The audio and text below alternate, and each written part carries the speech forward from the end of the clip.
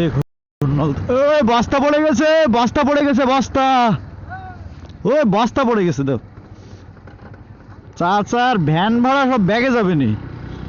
কিসের বস্তা জানি, 25 কেজি কি 50 কেজির বস্তা পড়ে গেছে পিছন থেকে, খেয়াল নেই।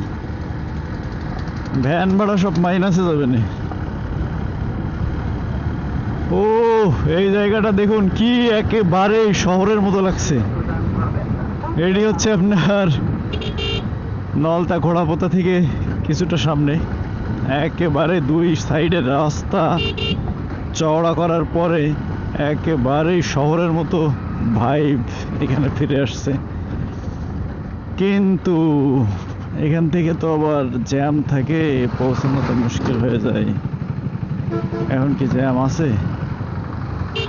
সামনে জ্যাম মনে হচ্ছে নাই। ওর এই ইজি বাইকটার দিকে ভয় পেয়েছিলাম যে ইজি বাইক দাঁড়ানো, তার মানে সামনে জ্যাম আছে।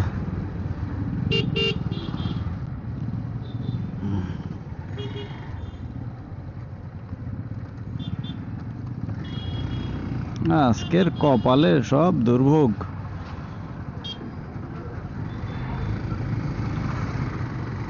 যেদিকে যাচ্ছি সবাই লাগাই দিচ্ছে।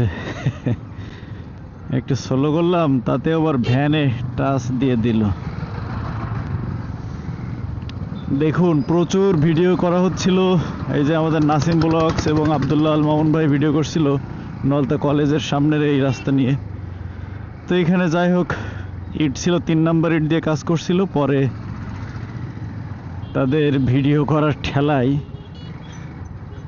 মোটামুটি এখানকার ঠিকাদারদেরও শান্তি নেই, ঠিকঠাক মতো একটু দুর্নীতিও করতে দিচ্ছে না। পরে আবার 1 নাম্বার ইট দিছে। ও এই যে হাত লম্বা করছে, তার মানে ওইদিকে যাবে।